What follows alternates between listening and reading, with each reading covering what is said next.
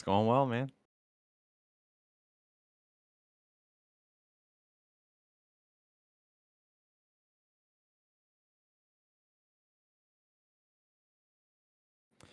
Yeah, so I've been gaming my entire life, and I've always taken a competitive approach to gaming, but I didn't actually start competing in any games until Halo Infinite. I've played all the Halos, but most of my time before Infinite was in Halo Reach, not so much like Halo 3 or Halo 5. And started competing with Infinite when the second open happened in November, and I've been doing all the opens and other tournaments since then, and played at Raleigh as well, and I'll be playing again at Kansas. Huh. Any reason why? Oh, never mind. Yeah, did you play in the online cup for the Anaheim qualifier? I think we did. I'm pretty sure we did because we've played every Open Cup there's been available. Okay. How far have you gotten in the Open Cup? What's your best placement? Best placement is losers round 5, and feel like we've been plateauing around there. We've been getting pretty much losers round 4, round 5, ever since the first or second open. So not very far. It's not very far. Are you kidding? It's better than at least half the competition. I would say you're probably top like 20% of the competition in that I aspect. guess so. Like, hold on a I've been. second. Hold on. Let's give yourself some credit here. Yeah, I just it feels like I don't know. It feels like improvements are made, but maybe not so much because it's just been the same placement each time, just about. So definitely want Yeah, to get farther in that. that's gonna happen. I mean, right now you are your skill level, and as you play more and as other people play less, you improve in that skill level, or whatever extra steps you take to improve. Right. Um, yeah, that's absolutely normal. How'd you do at the rally tournament? We also got to losers round 4. We won 2 games, lost 2 games. Okay, very reasonable again. I remember my first tournament. Same placing, so it's Yeah. no, no difference. So you said you started competing. When was it? Just at the start of Infinite? Yeah, with Okay. the second cup, like the first one was like November 20th, and I started with the one in November 27th. And you never played anything before? Like anything before that? No, not like tournaments or anything like that, no. Interesting. Interesting. Like not even a competitive playlist in Halo 3 or Um Halo 5? yeah, so I played competitive playlists in Halo Reach back in the day on 360. I don't remember what my rankings were. And I yeah, I was Halo 3 was a little bit after or a little bit before my time. And Okay. then I didn't like Halo 5, so I I didn't see. invest any time there. Interesting. What about other games? Do you play other games competitively? Um Yeah, so I've played for the past 3 years. I've played mostly Apex, and was kind of plateauing around Diamond 4 in Apex, which is the third highest rank. I hit Yeah. Masters this season Woo. in Apex. That's the second Let's highest go. rank. Yeah. So yeah, that's where most of I guess my competitive outlet has been in gaming for the past 3 years. And so to make it relevant to Halo, I noticed I brought a lot of habits over to Halo from the way I played Apex that I had to change in order to play Halo better. But Interesting. I never did any tournaments in Apex. Would you would you be able to describe them to me? Like any issues that you were having coming into this game? So like one of the things that you stress a lot is playing your life, and I did that a little bit too often coming into Halo, like in a way that wasn't really helpful. So I could almost always go positive in every like tournament that we played with the fewest amount of deaths on my team, but I wasn't using my I wasn't using playing my life to get in better positioning or to help my teammates so often. So that was something I really had to change from Apex, where like only going into Apex when you have more health most of the time into a fight, stuff like that. And just kind of how I thought about rotations, I had to change a lot. Interesting, interesting. And you've got a team right now, or is it kind of just a rotating group of players? I've been teaming with 2 guys since Raleigh, and then we've had a different fourth for the past 3 or 4 months, just changing it out here and there. Okay. Well, that is all wonderful information because it gives me a lot to think about going into this about how to, like you're going to be playing slower, you said, than one might find needed Yeah, for this game. I feel like I've mixed my playstyle up a lot. So like I've played very slow for the first couple of months of Infinite from like November to January, and then through like middle of January through early March, I was playing a lot more forward and fast. And now I feel like I'm somewhere in between of like sometimes I play very aggressively to make openings for the team, and other times I just try to play my life a lot because I don't want to be pushing a fight solo. Okay, this will be fun. I'm excited because you're like, yeah, I try to live your philosophy of trying to live, and I came from Apex, and I was like, wait a second, aren't you like, isn't that the main goal of Apex is to live? Yeah. And so to hear your concerns about not doing enough, I definitely get that, and that'll be something that we're able to look at and see if that I think it might be an issue or not an issue, or Yeah. so much going into this. It's exciting. Good, good. I'm glad. So yeah, as always, 343 did not create the best game, and we've got for some reason start up a custom game so I can see your games. Right. Right. Yeah, the if we have time for 2 games, there's another game, but the one I wanted you to look at is the first one on my recent matches, which is Strongholds Recharge, which I feel like is the game type that me and my teammates have done the poorest in the entire time that Infinite's been out. Um, like I can see us making improvements and have success in CTF, Slayer, Oddball, so forth. But like Strongholds has always just been a very weak point because I feel like we don't know what to do for rotations Hmm. in that mode. Yeah, that's a great question.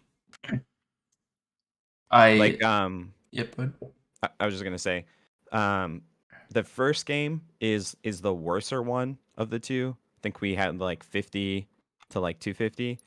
And then the second game, if we get to that, is one where we did better. It was like 213 to 250.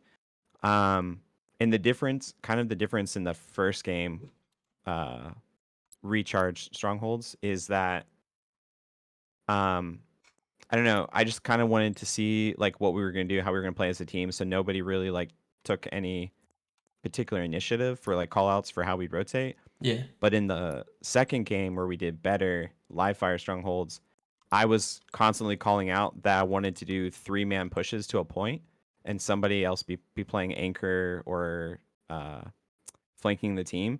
And like that worked so well. We were rotating maybe too much, but we were capping points and like going up on the scoreboard. So it was like very 2 different play styles Okay. games. Okay. Yeah. I mean, we will definitely take a look at it. For this one, because it's only you in here, I'm going to be focusing the most on your perspective. Um, I actually do think I have a team lesson coming up, where I'll have all 4 players in. To be interesting. But yeah, I'll just mainly focusing on yours and talking about it. I do have an issue though. I don't see the game that you're talking about. So I go to your Let me profile, see. match history, and it for me the first game is Bizarre Flag. It's the second one, Recharge Strongholds. Yeah, that says Slayer on Streets. Um, is it a custom game? Yeah, it's a custom game. Yeah, I you might have the setting wrong. If you go to your UI, it says one's share and one's probably hide, and it's for custom games and matchmaking games. Okay, let me see. Let me know if that changes anything.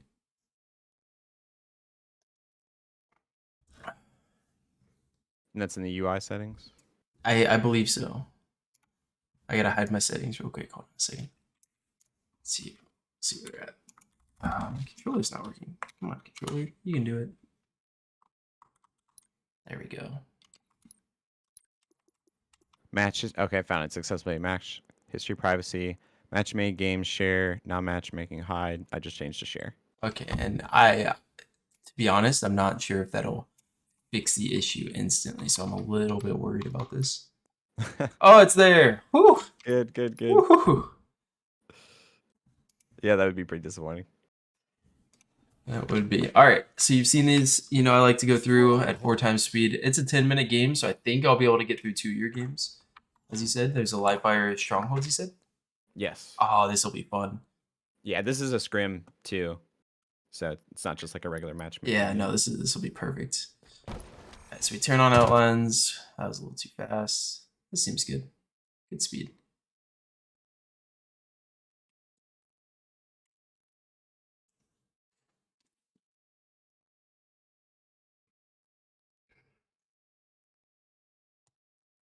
Interesting.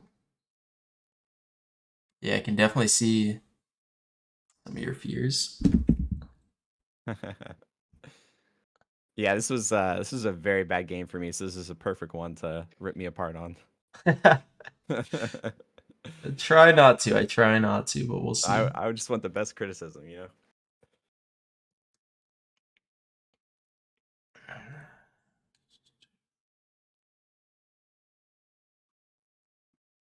Interesting. This is looking like a game where nothing goes right for you. Yeah. Although part of it, maybe a majority of it actually is your fault. It's like self-induced. So there's a lot to go over here.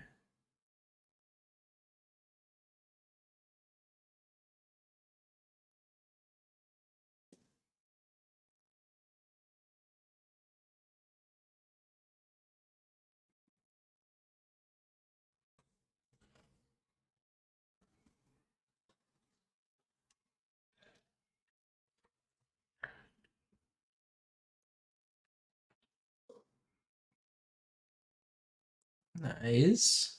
Okay. Oh.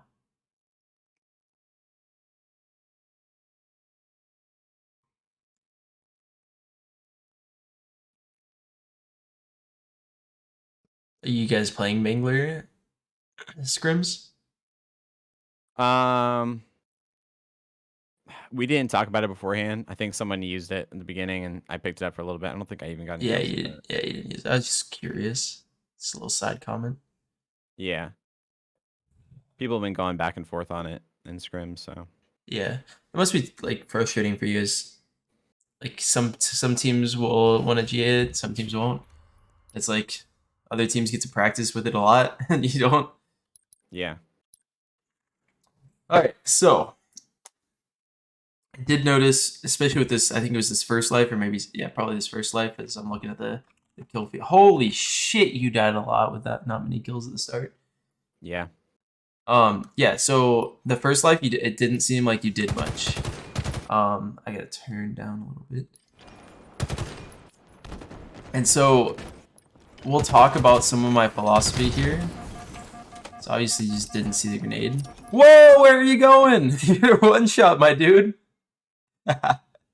Okay. So this is one I talked about with some other people. One of the biggest things is get your shields back. It's Right. if you haven't been damaged for like 2 seconds or like half the shield recharge time, you should make sure that you don't like do something stupid like this. Maybe you can jiggle this just to get a little glimpse. But the biggest thing is to get your shields back. And you soar the fuck out Yeah. to try to, help with camo, which I get, but this ledge guy could be looking at you any second here and kill you. Wait, yeah, ledge guy isn't on your team, right? I can't remember the colors. Yeah, yellow's bad. Yellow is bad. So that was my first instinct, is like, you were one bullet. I know you helped with the camo guy, but the biggest help that you can have is to be full shields. Like, Right. people want to help all the time. They want to say, I want to output damage. I like, but the biggest thing that you can do is take more damage. I'll look at stats after scrims, and I'm not looking at kills, assists, deaths, damage done, damage taken. What I'm looking at is there's a statistic on these pro scrims called damage taken per death, and I like that one the most. And so there, it's like if you just die there, it's kind of bad for your team. But like if you get into another fight and then die, that kind of helps your team more than just putting a shot or two into the camo guy. There, you run out of ammo. Is that something? Is this something that happens a lot to you, where you run out of ammo? Today it did. Or not today. Well, during this that day of those scrims it did. Okay. I I noticed that I don't reload too often, and I kind of run into this situation, but I do so kind of consciously. And so whenever I run into a fight like this, I will shoot him, but not really fight him, so I can turn the corner, reload, and then come back and fight him again. So I'm not Okay. saying like it's make sure that you always reload. Just be conscious if you don't or do. Which there's so many things you have to be conscious of in this game. That seems like a small one. Just like if you're going to go the route of no reloading, like it's something to make sure to keep in mind. All right, all this is fine. All right, here we'll go into attack maps for this one Okay. because this one's an interesting one. Um,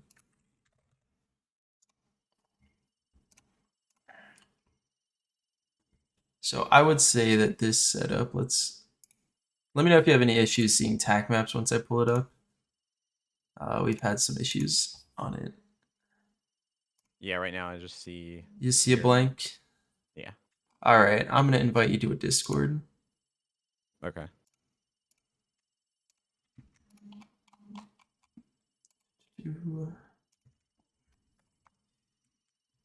Hey guys, I appreciate the messages. I read them. I try to focus really hard on the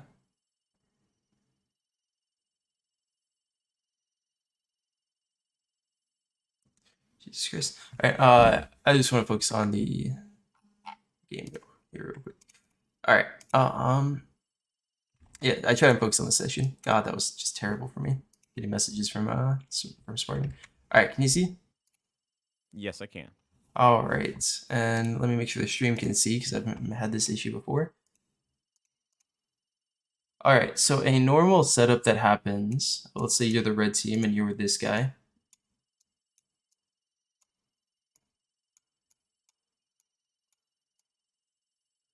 Something like this, right? This kind of makes sense to you? Yes. Um, I'm gonna go into the game and actually specifically just take the positions that I see. Yeah, that's a good one. So right now there's one dead on each team. You're here. There's a player.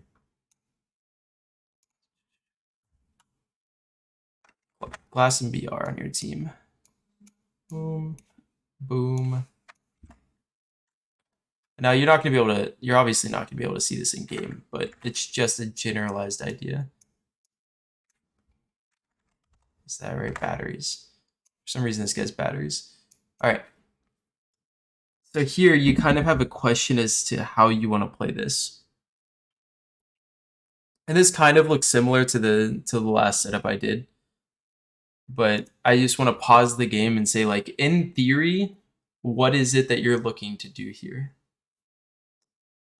In theory, I would hope that the next teammate spawning would go support them on B side, and then I would be able to shoot cross for B, and then also be putting pressure on A so they don't just run out for free to stop the B cap.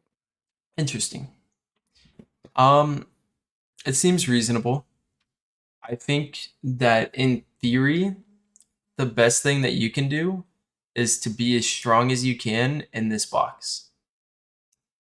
Say that, I mean, the absolute strongest that you can be is like you can go kill this guy or kill this guy or shoot across map. But the general idea is that you want to kind of take a fight, you want to be present, you want to do something, right? Without dying. It's you don't your goal isn't really to live in this zone, which I think is what you end up trying to do. It's really that you want to put some sort of pressure on whatever seems reasonable to you.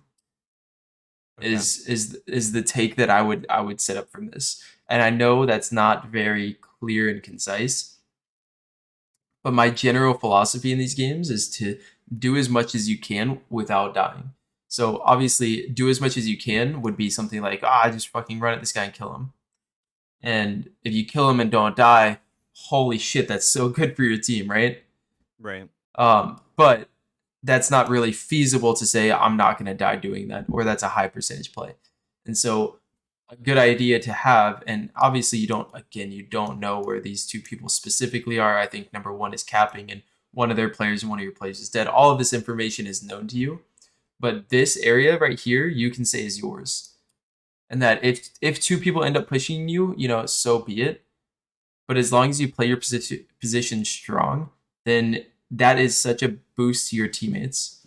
And again, strong doesn't necessarily mean that you're helping them or that you're winning your 1v1. It's just saying that being here makes it hard for this guy to stand here, and not be seen from glass. It makes it hard for it makes it harder for the blue team to play their positions because you're strong. So this is in theory how I would want you to play, how I would want you to set it up. Now I think that you just kind of roam between these two positions, which goes back to your idea of like you want to make sure that you don't die, and so maybe you play too safe. Right. But now that we've gone through all that, let's see what actually happens, because I forget. So yeah, you rotate back to C plat. You're trying to look for people. Wait, hold. Oh my god, I messed up everything. Purple's your team. Purple's the enemy for me. Oh my god. Oh, everything just goes out the window, and you played this fucking fine perfectly. Oh my god, I'm losing my mind. So confusing to me I'm losing my mind. Because then theater flips it for me. God, theater is just the worst. All right, so here you guys have A and B, or A and C. I'm only seeing attack maps. So fuck! God, I'm the worst. Fucking. Oh my god, this is all just terrible. It's okay. Whew. Okay, back to this. All right. So purple is your team. You guys are set up reasonably well. Your teammate's going rogue, absolutely rogue, and you're just like, yeah, I'm around. Yeah, he forces this spawner to be over here. This is all absolutely fine. This whole time, when I was watching this and the 4x speed, which is why we don't draw conclusions from the 4x speed, I thought you didn't have A this whole time. And I was just like, what the hell are you? You're just big chilling. But no, all of this plays super fine and reasonable. Your team kind of... they pushed B and left A open and they spawned A. And now everything's going to go to shit for your team, kind of. Okay, you guys kept B. Not terrible. Now, here's your question as well. All right. We pause the game here. I would take a look and see where the hell your teammates are at. So you have a teammate right. Glass. And I think that your teammate's kind of freaking out about Glass, judging by the way you guys are moving. So you have a teammate Glass and you have a teammate Blue. Where do you want to go as this player? Like, so you guys have CB, you spawn in long. Let's just say you spawned here. You didn't actually run here. Like, where do you go? I was thinking that corner that you showed on TAC maps right there, where you talked about that on one of your last coaching sessions. With that corner, you can, you can shoot from there, peek from there, and you can easily just like go to the other side. That's where I would go. Which corner? This was like over the here? The one where Disruptor is. Disruptor, So yeah, you want to come here? I'm not saying there's a right or wrong answer, just that it's up to you to decide. And I just wanted to get your mindset on it. So yeah, you come here and you shoot. You're kind of just interesting. Whoa! What the hell? Hold on a second. I'm trying to get your thought process, and you're just dead. What the hell happened here? Killing spree. Stronghold Bravo is So let's see. Yeah, it looks like your teammate miscounted how many people were at red, and yeah, this whole time that's what happened. Yeah, this whole time you're really focused on your teammate's comm, that there's still maybe a guy red stairs. Because you even walk up here and you do this. I will say, in Halo, less so maybe than in other games, comms are a guideline as to what you should do. Like they help guide your decision making. They're not. You don't want to make decisions around comms unless a comm dictates it. Like, do this now. It's like, right. You go do it. But if someone's like, hey, let's go push red, that doesn't mean go push red. Or hey, there's a guy red stairs. That doesn't mean there's a guy red stairs. or that you should play specifically around that idea. You should play with it in mind, but it's not specifically what you want to do in accordance with it. So Yeah, I feel like that's the hardest thing about like working together as a team is when someone makes a call out and figuring out, okay, like, do we commit to this call out because they're going to go there and die by themselves if they just push a solo? Or do I play my position, play my life? And I feel like that's that issue with the how we decide what to do on callouts is like what makes our strongholds strategy just like completely fall apart. yeah, and so my way of making these ideas is to do them beforehand. Have these ideas as to how you want to play as a team before, and then during games you can kind of default to your previous idea and then make comms to change that idea because of something that's happening in game. When you don't have these ideas ready in game, you don't know what your instincts are just different, which is okay. It's to be expected, but it'll have these things happen where you're just so focused on comms that you just kind of die for no reason. So very interesting.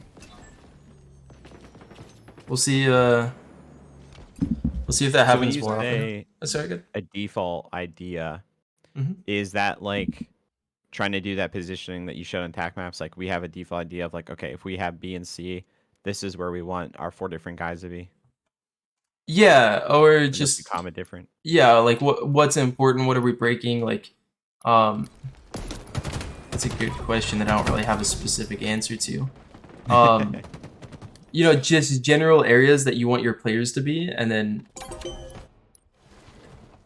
yeah, it's tough. It's tough to answer that question because, like, in this specific situations, like when your teammate calls out that there should be a guy red stairs, like, how do you play around it? Like, you're so focused on getting the kill that you end up dying because of it. I don't know. We're just gonna have to accept this and move on. Right. Because I don't have a great idea that we can move on to. Their teammate kills him off the ground. That's crazy. All right, back to the game and back to understanding this game more than I did earlier. So you get the zone reset. Very fine. You know there's got needles. This is very fine. Now, so what I've seen so far is that you don't play mechanically as strong as you could be playing. And I will say that where are you at? Come on, spawn already. I'm not gonna say this like super strongly or anything, and I know that you're playing with a new team and you're trying to like do everything right. But here is a situation where you just like you kind of just like walk around and I would say like bot walk, where you're so focused on the strategy and what like the thing that's in front of you that you don't really take into account everything that's going on right now. But again, first 2 deaths of the game, we're gonna chalk it up to, you know, first 2 deaths. We're not gonna linger too much on it. It's just something to look more forward to as this game goes on, because you do have a lot of deaths coming up. So. Looking at the feed, we'll see how this goes. Holy shit! What was that? What, running off spawn? No, you spawned with a guy staring at you. That's Oh, gonna be yeah. so tilting. All right, never mind. Yeah, that I was pretty pissed at that point. I'm gonna pause it at the exact moment you spawn. There it is, bro. All right, I guess he wasn't Yeah, he's staring at throwing you a off frag spawn. in. Yeah, but dude, that's ridiculous. All right, again, there could be like there's some argument around here where you can be playing this a little bit stronger because you just kind of like lingered around here when you could cut the corner a little bit. But again, that's just coming off spawn. So we'll take one more set. Interesting. All right, fine. Reasonable. Fuck, this is so hard because you're on a new team, and so Well, it's only one guy's yeah, new. The other 2 guys have been playing like, for months every day. Yeah, you're on a team, and so you're trying to figure out things team-wise. Like, you're trying to do a lot. I would say just like the biggest thing that you can do to focus on what you guys need to work on and what like. Jesus, I'm out of it today. All right. You're fine. The biggest thing that I always come back to is yourself, is as strong as you can. So here in a situation like this, you're capping their stronghold. I know you don't exactly know that there's a guy pushing you, but the stronger that you play this, the better it is for your team. And so for in this instance, you're jumping up and down in the center of the stronghold. I mean, it's not the center, but the front center. Like when you could be doing the same from this position and cutting off more of an angle. That way, if there's any time that you're not shooting someone specifically, you can then slide around the corner and take this gunfight or see if someone's there. But you're kind of out in the open here, and I know you're trying to help so much here that it kind of puts you in a bad situation, and you react reasonably well to it. You know, you didn't take that much damage and you dropped down it. And again, I know this doesn't seem like a big deal, but really focusing on yourself here. And in another situation, like in a different situation, you kind of just die there. And this one, you know, you took a shot of damage and you're fine. Everything's fine. But I digress. We come back. Ooh, this is a fun one. All right. Whew. Let me catch my breath here for a second. So here. The danger, you know, is at silo. So when you come back in and you get weak, I think you take some damage here. And then you don't take damage. This is the exact time that I would say get your shields back, because there's danger. You're trying to cap a stronghold. There's a team fight just about to happen here. And so this was like, all of this leading up to here was good because you took damage and then you're like, oh, if a team fight's breaking out, I want to be present for it. I don't want to be hiding in a corner. I want to be strong, like, you know, have some presence. But then nothing happens. This is when you want to hide on this box and say, I'm getting my shields back, because that'll help your team fight here so much more than trying to cap the stronghold, because you know that there's people here, right? Like right. You just got shot from here a second ago. You haven't gotten any kills. You even got shot cross maps. That means they're probably collapsing on you. And then you kind of just hop in the stronghold. And if you were playing in this position where they're not perfectly collapsing on both sides of you, and that, you know, you're gonna catch them off guard a little bit standing here, as well as if they just don't shoot you right away, you get all of your shields back. This fight then looks so much better for you guys.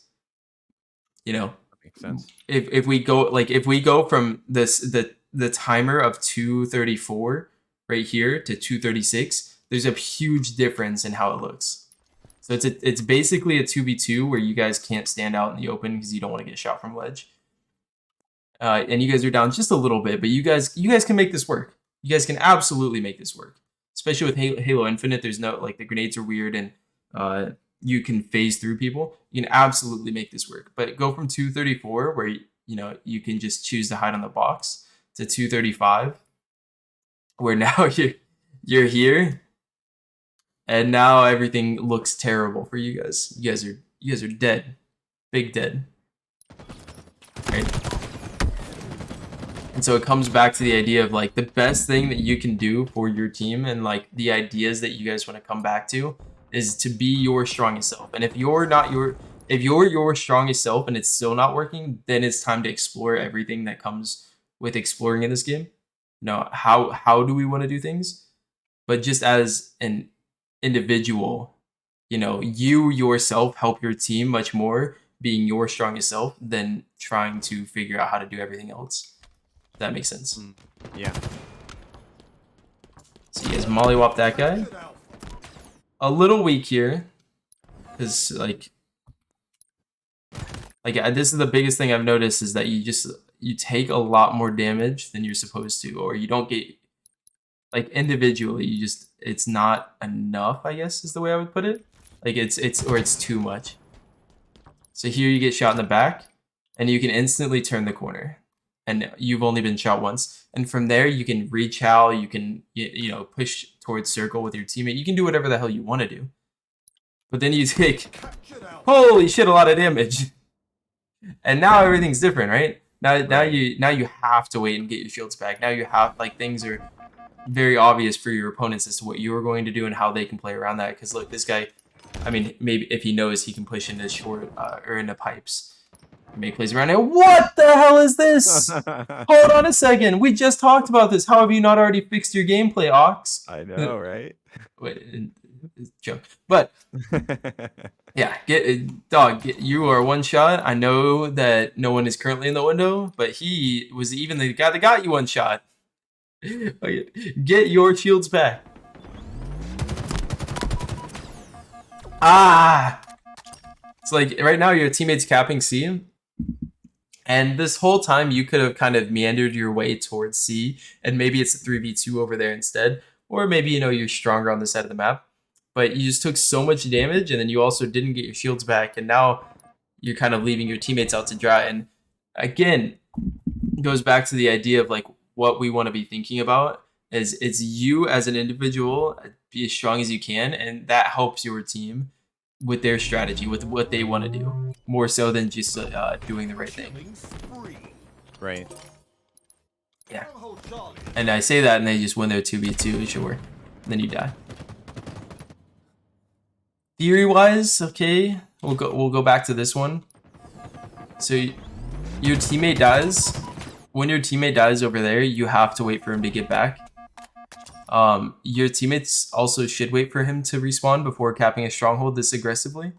But specifically you, since you're the lone person here. I know you're scared that there's like, maybe you fight a 1v1 here and you're able to do something about that. But you guys are down numbers, and so you shouldn't be capping a stronghold here. I say that, but you guys got to kill. You know what I mean? Yeah. And so you start capping a stronghold here, and this is just the wrong time. But if you waited 5 seconds, I think. So your teammate died. If you just like wait 5 more seconds for him to spawn up, because he just spawned, I'm guessing long. Yep, there it is. If you wait for him to get up to glass or get closer to you to cap this stronghold, this fight looks so much different. Right. But you just go too early. And so that is something we'll also explore in this, is the number one thing that I look at in the game isn't like my reticle or looking for enemies, it's looking at the kill feed. Because the kill feed just tells me how the game's gonna go, how aggressively I should play, how defensively I should play. Like once one of my teammates dies and nothing's happening off of it, like we're not looking to get any trades, it's not a team fight or anything, I change how I'm thinking mentally. To I'm super defensive now. Alright, so it looks like you guys cap C plat. They're slowly pushing out glass. Sure. Your teammate comes in with a flank. Fantastic. Alright, everything is going perfect for you guys. Ryuko might die, but this looks really good for you. You're going to drop into B, I'm guessing. I am just worried that you die instantly here. I don't think you do. You're looking at I hate that I have this option. I wish I could take it off. I probably can't. There we go. Of knowing what's going to happen. But I think... Oh, this guy just turns around. All right. But yeah, I was worried that you just drop in there and die instantly. The reason that I thought that is because it goes back to what I was just saying a second ago. Let's try and find where you're at. When you were waiting for your... Nope. Holy shit, Ox, I'm losing it. Take a breath. I went a little bit too forward. Yeah, so it comes back to the idea that I was saying a second ago, where I said, your teammate dies, and you guys weren't doing anything off of it. There wasn't a team fight that was started. It was kind of just a free kill. Once that happens, then you have to play defensively. And it's the same thing on the other side of the map. Once you guys get this one kill, so you push that guy back and you get this kill, I was assuming that Jukes was one shot here. But the team fight just ended. If you give yourself 2 extra seconds before hopping in the stronghold, everything that could be bad, it's basically giving your team time to set up for the push, but everything that could be bad just goes away. And this one's a little bit more nitpicky. I mean, you guys get a kill, you drop in, and you're looking for kills. This is all absolutely fine.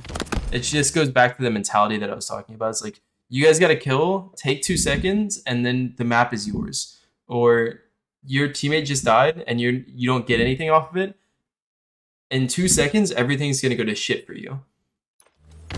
And so right there, I was trying to use the kill feed as an example, but I wasn't able to. It's fine. It's fine. Oh shit. Reasonable. Let's take a look. Should you have done anything different from the first person's perspective?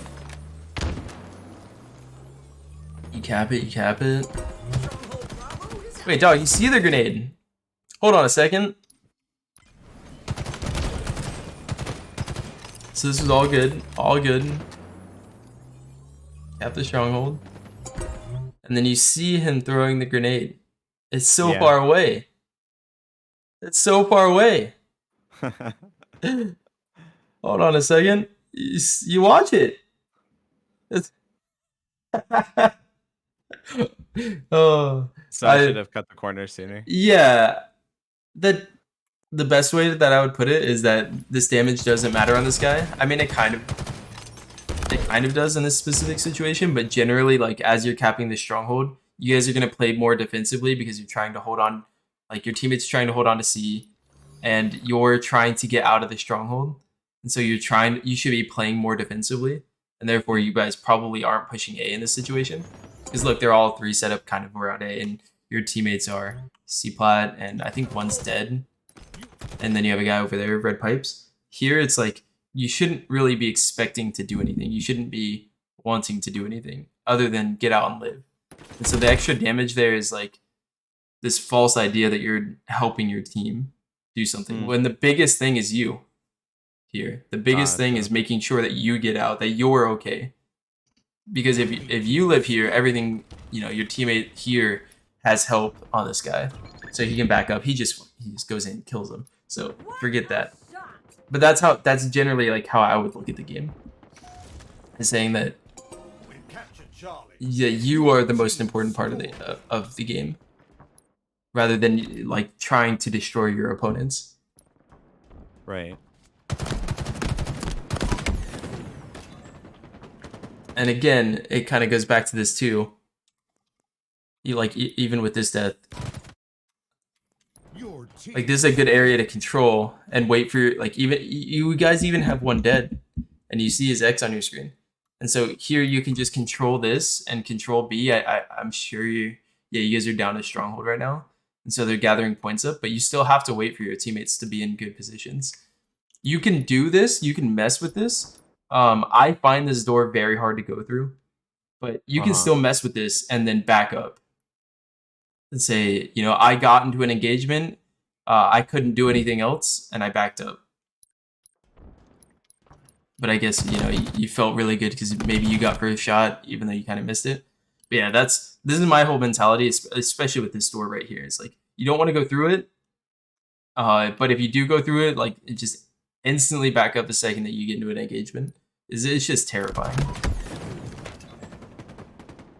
Whew. Fuck. Active camo inbound.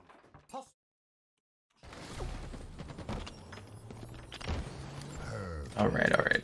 Active camo available. Perfect. Let's see them try to Very nice. Ah, what? Yeah, team kill there. It was that we were playing on like 60 ping. It felt so delayed. Like this whole game, there were so many times where people were one shot and it wasn't registering the kill. And so on this instance, it looks like on my screen that my teammate there died. Yeah. Like already. And so I was taking the last shot on the guy. It was just very weird. Yeah, I generally don't care about that. And that death seems fine. I don't mind it. It's weird. Like, I kind of agreed with your decision to go top blue and get your shields back, and then maybe you fight afterwards, or maybe something happens, and then he starts shooting in the back, and you're like, what the hell is this? So this is fun. This is scary. We'll see how this plays out. Looking like he just came off spawn. Yeah. I guess this is fun. I don't know. I don't know, Ox. I don't know about that one. Like this whole situation is like, this is one of those games where everything just goes wrong for you, and like it's partially like your mentality on the situations. Like you feel like you're stronger than you are, but then at the same time it's like, hey, that could have worked out for you. Right. Like hold on a second, like that almost worked. And if that worked, then you know, you guys are sitting pretty. So I can't really say that there's these things are specifically wrong. Just maybe questions about your mentality going into these based on what's happening on the map here. So with this spawn, your 3 teammates are dead. You spawned at A. You're gonna cap A here, right? I believe so. How how defensively do you think that you play this? Because your 3 teammates are dead. I would say I would need to play it pretty defensively because if I die there, then our spawns are staggered even more. Yeah. No, you definitely need to play this defensively. I'm questioning, do you like thinking not trying to like remember the situation, but just trying to like remember how you play these situations in general. Do you play this like super defensively or do you just kind of like peek out heavily? I think lately I've been peeking out too much when I spawn on the point to cap. Okay. And so we'll watch and see. Remote detonation. So yeah, you're like, yeah, this is the situation. 3 of your teammates are dead. And this is the damage across the map that just does not matter. Because again, your 3 teammates are dead. Who's cleaning up anything? So right here, you could just, you know, cut the angle and make sure that you don't take any damage so that when these guys are pushing, because these guys are pushing, your 3 teammates are dead. You're full shields for this situation. Which, I mean, fuck me, you are because they just don't hit a shot on you. But still, the idea comes back, right? Right. Ah, there it is, the damage. And now a guy's coming up, and now you're like, ah, shit, there's a guy coming up. And you take a fight, and, you know, you die, but hey, you capped the stronghold, and you got an assist. And so in your mind, you're like, fuck yeah, right? Like, I did something for my team. But here, it was like, they played weak, and you played, like, almost weaker in this situation. Where this could have gone extremely well, where you get a free kill, and now you guys are pushing out and taking control of the map. But because you die here, your team's just not going to be as strong as hardy as you guys want to, because you're just shooting cross map. All 3 of your teammates are dead. Is there a idea in your mind when there's a situation like that? I'm alone, my teammates are dead, and you choose to like show a little bit more presence rather than play so hard defensively? Is it just, or would you like 9 times out of 10 just hide as much as you can there, live, wait for everyone to spawn? A lot of this game is about waiting for your teammates to get in good positions to make it hard for your opponents to be confident in theirs. Is the best way I would describe this game. Right. Because once they don't feel confident, they seem bot-like, if that makes sense. Like their strafe isn't as good. They don't use their cover as well because they're getting collapsed on and they feel like they have to do something. And everything just looks easier for you once you time everything to where it works up, syncs up well with your team. And so like it's like we can take this spot as an idea. How did I want to do this? So when you came off spawn here, and if you end up like hiding around the corner, your teammate comes off spawn and he was shooting the guy circle. So you guys like 2v1, and then you take a second and look across the map and see where all your teammates are. It's like your teammates spawn like long to see, and you have 2 teammates A, and it's like, hold on a second, we have a full setup and everything is looking bright for us. This is exactly what we went through, like strategy wise pre-game, as the positions that we want to hold when we have an AC setup.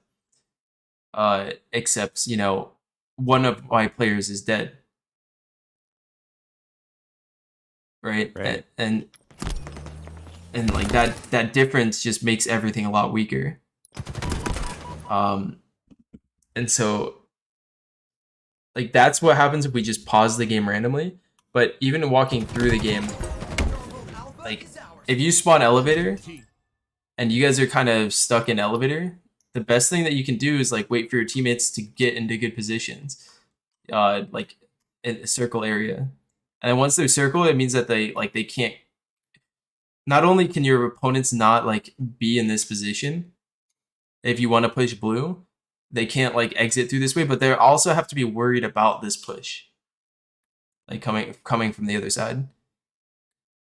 And so that's my kind of philosophy about this whole game, is like waiting for your teammates to get into good positions in order to do something, whether it's help you or help themselves. You know, like either they push the red guys so the red guys aren't looking at you, or they're pushing blue with you. It doesn't really matter as long as they're doing something so that your opponents aren't in the best of spots. They aren't able to do exactly what they want to do.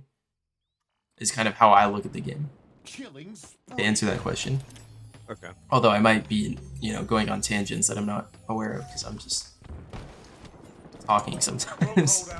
No, like that's kind of what the most I was looking for out of doing this with you, was just to get like your philosophy of the game more, because I feel like that's what will help me to play better more overall.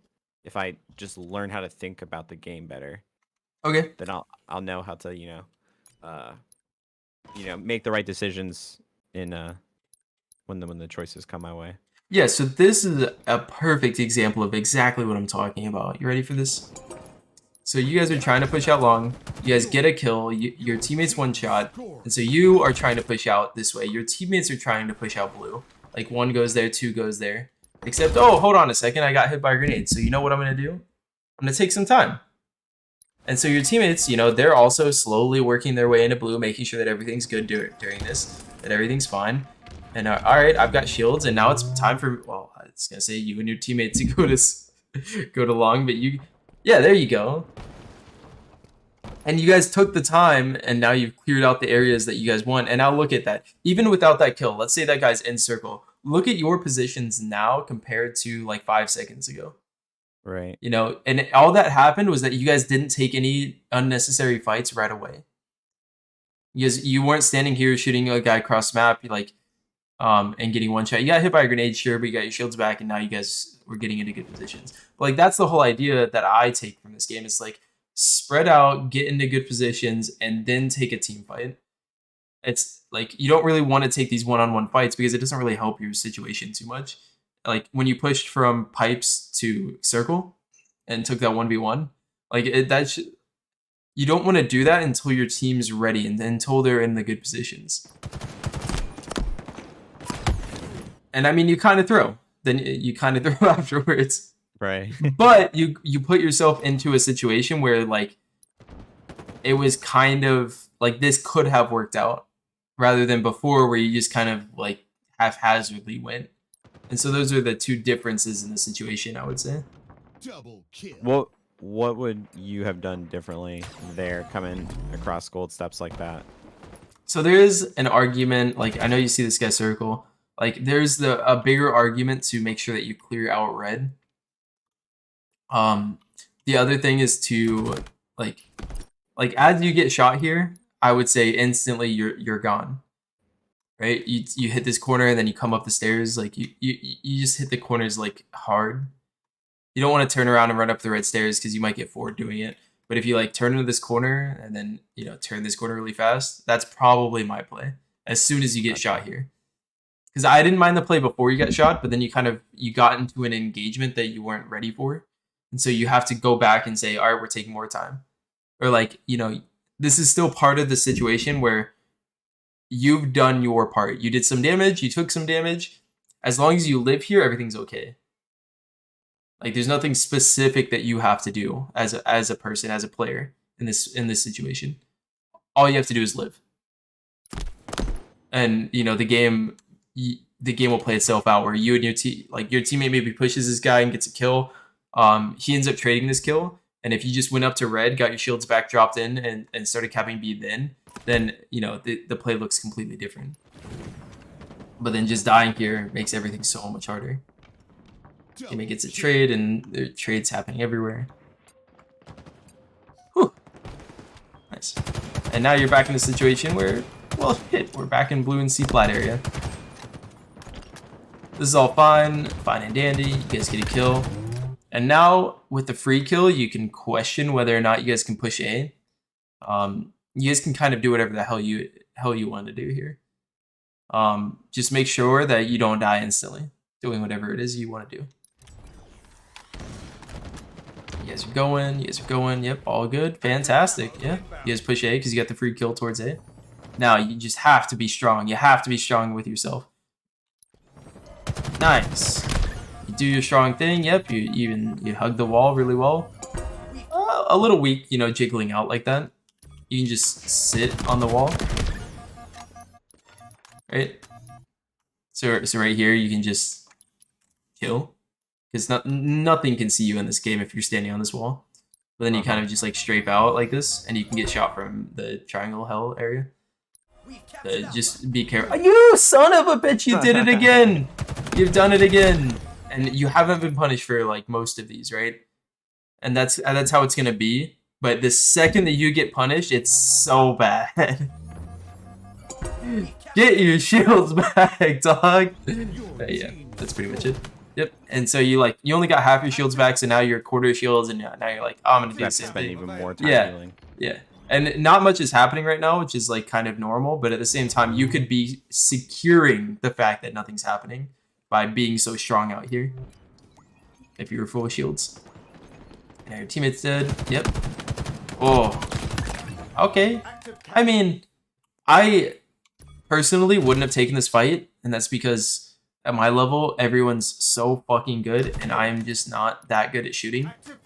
Apparently, I don't know. Maybe it's just online or something. But I never win these, or even if I win these, they're just not that good. So the second that my teammate dies and this guy walks out confidently, I'm piecing the fuck out.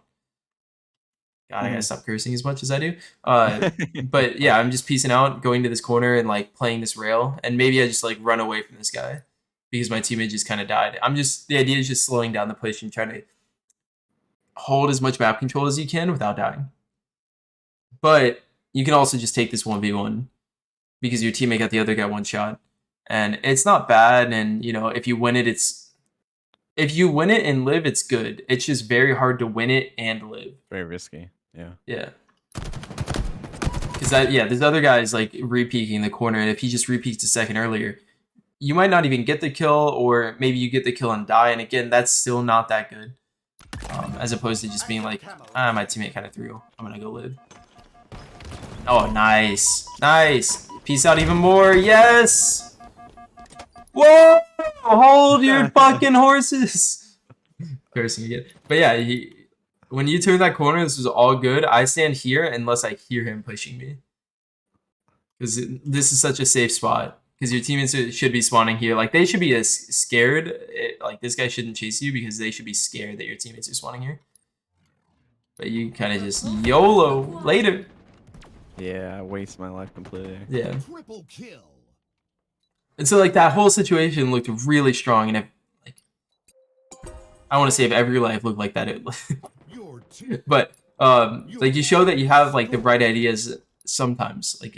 Like when things are kind of simple, when you guys have control, you get what you should be doing, but it looks like you feel scared when you don't have control. Like you feel like something needs to happen. Instead of just relying on the idea that it will happen if you just give it a little bit of time.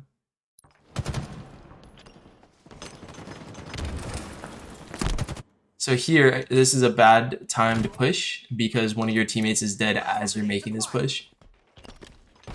I know that they have 2 strongholds, right? I was right about that, right? So one of your teammates was dead. I was looking across the map. I swear I saw someone dead. Where's your 4th teammate at? I have no idea. Am I losing my mind? Yeah, you just spawned, right? Nope, no, I'm losing it. I think he's still dead. Dude, what is going on with me? Let me count out your teammates. 1, 2, 3. Yeah, he's dead. All right. You're quite lethal with He spawns at 7:12-ish. Yeah. So right here is the same situation as all the other ones, where you have to trust in the fact that your teammates will get to good spots eventually. Like, this push is terrifying to make because at any time that you're walking through there, you can get shot across map. But if you're just like, if you walk out here and take this fight across map, and at any time they could walk out and kill you. And so again, this whole time, you can be waiting for your teammate to spawn while still kind of somewhat taking engagements. You can like mess with this guy Glass. If you really mess him up, then you can mess with this guy Blue Cat. But you just can't die here. Like, you just can't die. Because you should know, yeah, your teammate died glass, and that's what I saw. So yeah, you just can't die here. And then I know like it felt good, you did a lot of damage, but and then you died. It's like you can go back and say, oh, I got sniped. But really, the idea is like nothing that you did mattered there because one of your teammates was dead. And so the damage that you put out like was never going to get cleaned up. And then you ended up dying, and so now it's the same thing for your teammates. I mean, it's a little different because you kind of started a team fight, and this guy seems to be suiciding. Yeah, that's how I would think about it. Like that specific play and kind of the general mentality that's going into these games or this game so far. So this is okay-ish because your teammate got a trade, from what I could see in the kill feed. So you're trying to make something work off of this. Yeah, your teammate could probably be playing with you, but this is fine. Yep, this is very good. Very nice. Your teammate dies instantly. That's terrible. Yeah, I'm okay with that. I will go back and give a caveat of it's very hard when your teammates trade. So like in this situation, it kind of opens up your elevator. Someone died there, right? I know. It's not fast forward. Yeah, your teammate plus one died elevator. And so when you come off spawn, it is very hard when you come off spawn and two players are dead on the map, one for each team, to make something happen off of it. I'm not saying it's impossible that you shouldn't do it. It's just going into this play, you should know that it's hard. And so I think you kind of do, like you get down to bottom elevator, you take a little bit of damage, you play it reasonably well, you drop the mangler because you said, fuck that. We're GN mangler. And like this is all absolutely fine. Just again with the mentality of going into this saying, this is going to be hard. And I think that you do it reasonably well enough. Like you get caught off guard a little bit, you fall. All of this is good. Your teammate gets absolutely obliterated, and now your life is forfeit. Right? Like is this starting to make more sense? Yeah, completely. Going into this? And yeah, like I don't want you to like feel like you're doing nothing when you're waiting for your teammates to spawn and getting good positions. It's just that it's very hard to move forward, and I know that they have a double cap and you want to make something happen. Oh shit. Yeah, we were probably panicking at this point. The comms are falling apart, everyone's getting quiet. Yeah. Just fine. You guys get a kill, okay. So just kind of starting. Yeah. This is it. This is starting to look good for your team. So again, your teammate did die, and this is the part of the game where you have to question, can I do something? As well as like, oh shit, I have to do something because the score is really close, right? I do think that you guys have a double. No, I'm wrong again. You guys do not have a double cap. So yeah, this is all fine because the game is nearing its end. But this is the situation where as you're moving forward, your teammate dies, and there's not much trading happening. I think another one of your teammates is also dead, so it's only you plus one. And you have to make a move because the game's ending, but still in your head, you should realize that this is going to be hard. Right? Yeah. Active camo available. Pew! Ammunition low. Drop in. Another kill. Yes, instantly. What I like about this is when you get kills, as long as you don't reactionary die is how I'll put it. Like you don't die to how they react to what you've done. Like you hopped into the base. As long as you don't die instantly, then the fight looks really good for you guys. So if you watch, like, you dropped, so you got the first kill, you got the second kill as you dropped in. However, if you just bot like die, like if you ended up getting hit by a grenade and dying here, this cap gets really hard, or this game gets really hard for your team to kind of figure out what they need to do. But the fact that you didn't die instantly, it's like, look at them. They went from getting into a fight with you to, shit, I gotta go. Yeah. And so like living there is so important. Like that's another idea that I'm trying to really flesh out. Not necessarily like in your guys' gameplay, but even in mine is is you get the kill, don't die to how they react to you getting the kill, and then the game becomes easy. Because look, they literally ran away from you guys after you didn't die instantly.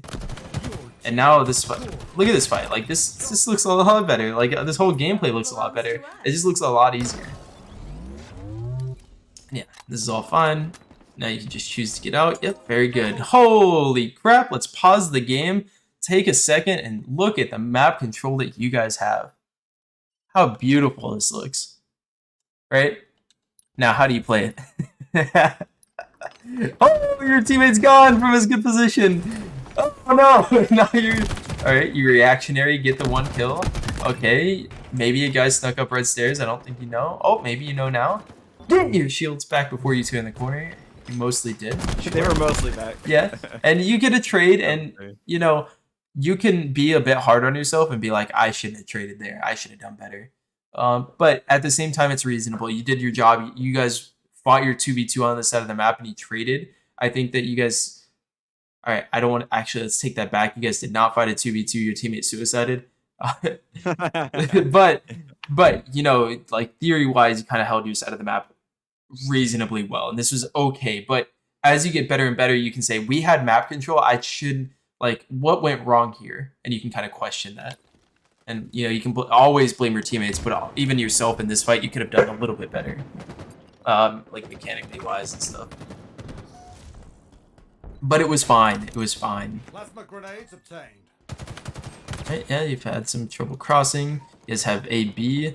When you guys have AB, I would say, like, you don't need blue control when doing it. You don't have to fight into blue. Gotcha. Here was fine because you wanted to do damage instantly, but then afterwards, your team kind of figured out that they had B control. If we take a say, oh, they did not. All right, but yeah. Oh, your teammate's in top blue. All right, all of this goes completely different because you're timing your place for your teammate really well. But yeah, I would say you probably don't need blue control. If your teammate just kind of goes in there, sure. You know, if he sees an opening and you want to follow up on it, sure. But everything kind of just gets weird because you don't get to trade with your teammates over there. That guy goes into A, and you're like, oh, I guess I go cap C, and then the game ends. Right. Stronghold Charlie is ours. Stronghold Alpha. If they cap here, you probably want to be making moves. I know that you felt like you had a kill and that might work. I kind of just get desperate and try to get my feet into a hill, but it's whatever. That's just the end of a game. It doesn't really matter. Yeah, everything was careless at that point. Yeah, that's fine.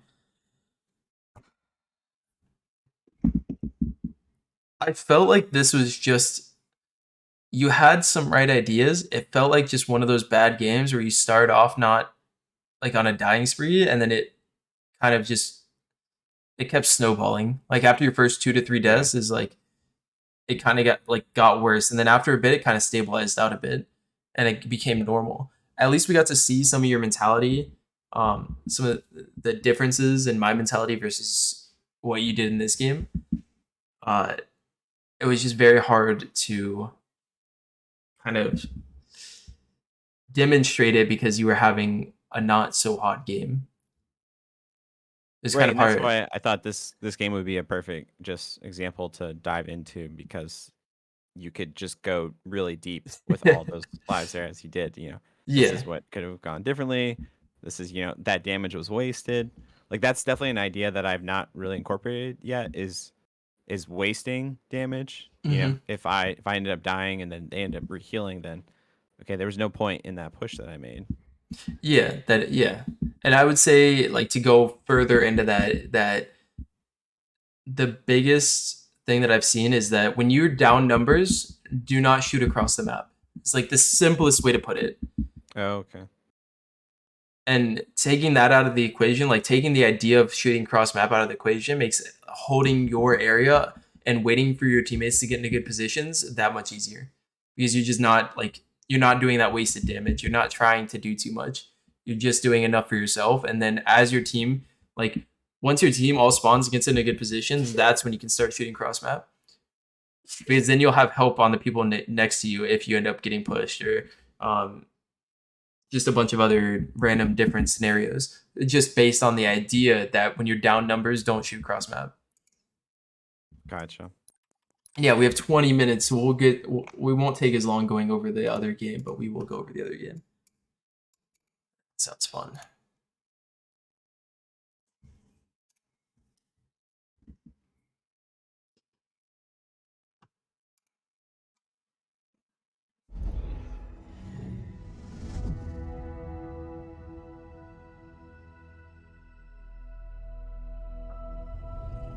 Ox got third at the E United 1v1 tournament in Raleigh, but he forgot to mention that. What? Yeah. What? Ryuga got second. Who got second? Ryuga? The guy who Yeah. mentioned that in the chat. Yeah, He's yeah, one of yeah. my teammates. I see. That's funny. Let's not dox myself because I have to sign in at the start of every game. Very weird. Really? Yeah, ever since That's the update. strange. I don't have to do anything. It like saves my info, but it like shows my email. Not that I need That's to hide really my strange. email. But yeah, weird.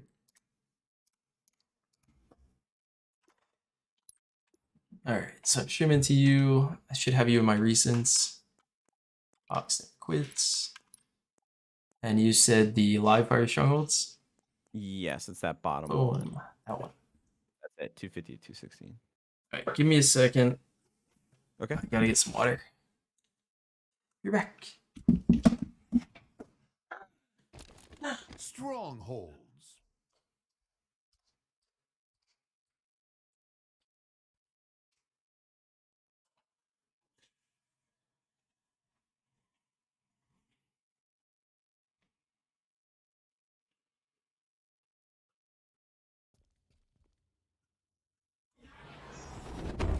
Capture and hold the zone.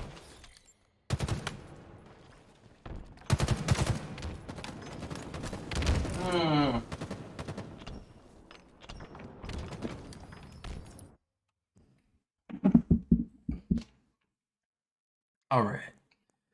And so we'll go through it in the quick fashion. It's a little too quick. We'll see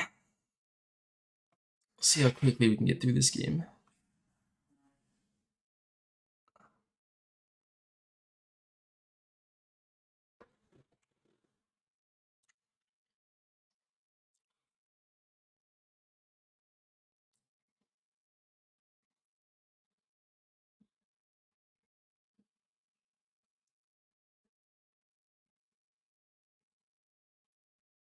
Interesting.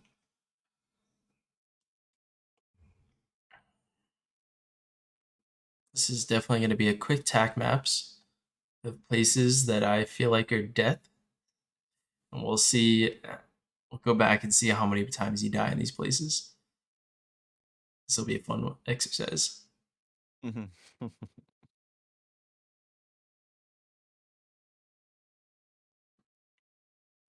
Oh, you are. Don't watch my Cypher gameplay. It was You terrible are this game. gone. You were just I was in whiffing there. every shot. Oh, I don't care about the whiffing. You're schmoovin' is what I say. This one is a 14-minute game, even longer than the last one, so we'll definitely speed through this one.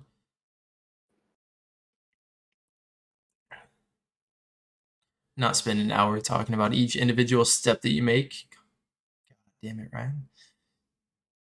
No, I love that personally.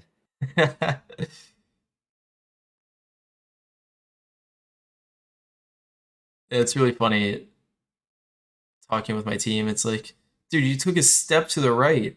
It's like, I don't know, you have to think about this of Why like, would you do that? yeah, it's like, do we really like have to go that deep into it? And like, yeah, like that's why we lost. And it's like the reason that you took a step to the right was because your mentality, like it was your mentality that shifted.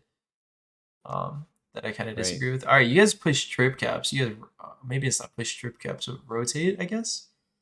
Yeah, so I was kind of IGLing this game, and the idea I was going for was you just constantly do 3-man pushes to points, and so if we cap B, then and they have C, let's do a 3-man to C because we're right there, and they're gonna spawn A, and then we just like rotate again to A. So we just kept rotating around the map the entire time, and I felt like it was working out way better than what we normally do for strongholds because of how much closer the score was in the end, but we still didn't get the win.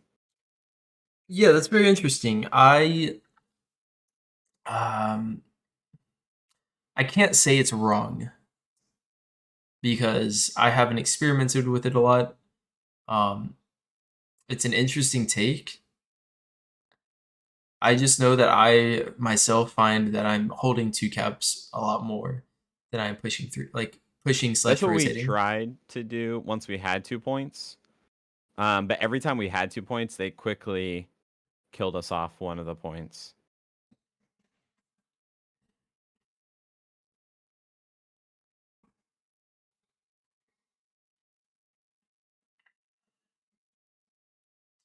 Yeah, this game looks like very reasonable from your perspective on the timing of pushes, and yeah, your timing of everything seems fine, seems reasonable. Your strategy behind the game, can't quite say it's what I would do. Again, Right. I can't say that it's bad either. Um, but we're here to talk about my opinions on things. So, off to attack maps. Haha, my favorite. All right, screen attack maps. Boom. All right. So you guys made pushes.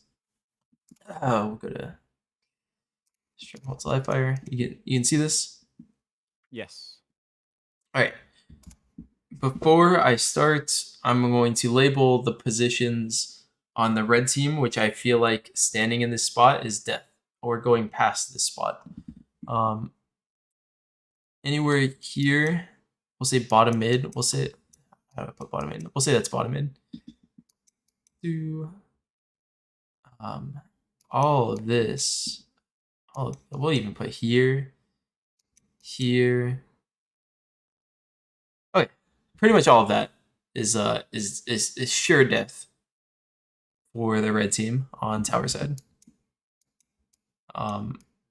Blue team, it's kind of the same on the other side. Like if you're ever, I don't know. This is very interesting. Trying to think back about how I would play blue team and what control I would give blue team.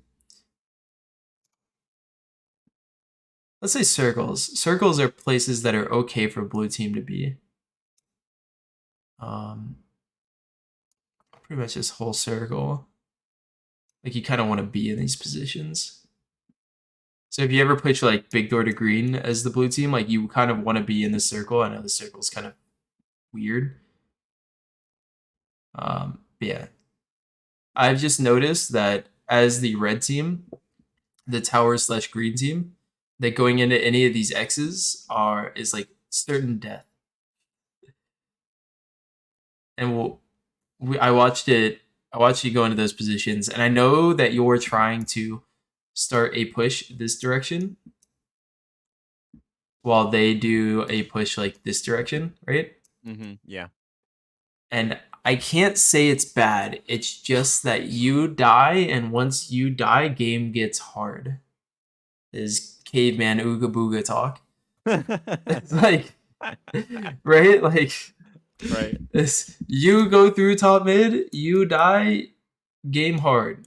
And like once game is hard, there's not much like strategy anymore about how to play it. It's just like, well, I hope it works out. I hope this thing that we're doing next works out.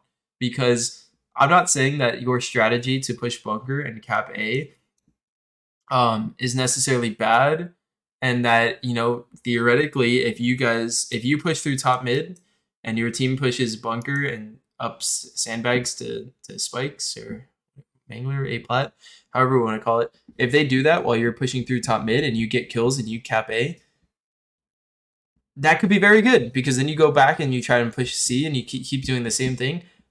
However, you die, you guys cap A, sure, but then after it, it's a question mark. That's the best way I would describe it. And so we'll watch in this game and be like, did you really need, like, hold on a second. It's not did you need to push through top mid. it goes back to the mindset thing that I keep talking about. It's like we want the game to be easy, and you are forfeiting that by pushing in this game. So we will go back to the idea of the game being hard and ask yourself the question, do you see that the game is hard, and can you play differently because it is hard? And so we'll try and quickly go through a game with that in mind. Okay. Which again, before we talked about this, I'm not sure if you recognize that going through top mid is like a hard thing to do. I'd say so. Like my idea was if my teammates are pushing through B garage to A, then if I can put some shots in the guys who are spawning in A house and do a little damage and leave, then they'll be in an easier position to cap the point. Yeah, absolutely. However, you die, a game gets hard. And I'm not talking about the A push specifically. It's what you do after the A push. We're going quiet. So yeah, all fine. You guys get your kill. You're gonna go cap the base. Absolutely. Confirmed. I think you guys have C during this. It's very hard to tell. So you guys cap. And now it's the question of, do you guys go back to C or do you guys go to A? You know, there's some merits of either side, and you make a decision, and you guys are gonna do it, and that's absolutely fine. Your teammates go to A. You say you three go A. I'm holding B. All fine. Your teammate's dead though. You kind of come in. This is all good. Absolutely fine and fantastic. Unlucky that the fourth guy is out there. I like that though. That was. We'll go back and give you props for this, because in the other game it was hard to find this, where you did as much as you could in this situation. You're like, let me come in here. Call out that like all three of those guys were absolute. So yeah, trying to capitalize on the moment. Yep. I think that guy might not have been the one who just came through tunnel, but yeah, at least two of those guys. Yeah, and it's not necessarily about reacting to the fact that they're one shot, and I'm sure that's what you were doing here. But it was reacting to the idea that your team's push was kind of getting stopped and you had to go help it. You came in here and helped, but then the situation got really hard, and holy shit, did you back off instantly? All right, you saw the second guy and you said peace, right? And that is fantastic. You're giving your team and your situation like so much more in this spot than you did on any other spot in the last map. And then there's just a guy nest bridge, of course there is. Right. So I am very happy about that play. Like you did as much as you could, and you tried to live, and then there's just a fourth guy. I'm very happy with that.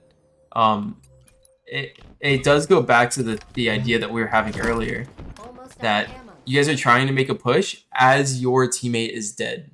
You see that? Like your teammate's dead, now you guys are starting a push. However, this is a little bit reactionary to it, because your teammate did get a guy one shot and you guys are keeping him one shot, and there's some reasons that it's not necessarily you guys are pushing while a teammate's dead, but that you're pushing and your teammate died during the push and you're still pushing. And so it's like a little bit different, but still on that same wavelength, that this push is still going to be not easy. And so you ran into some issues and you ran way so fast, and that's nice.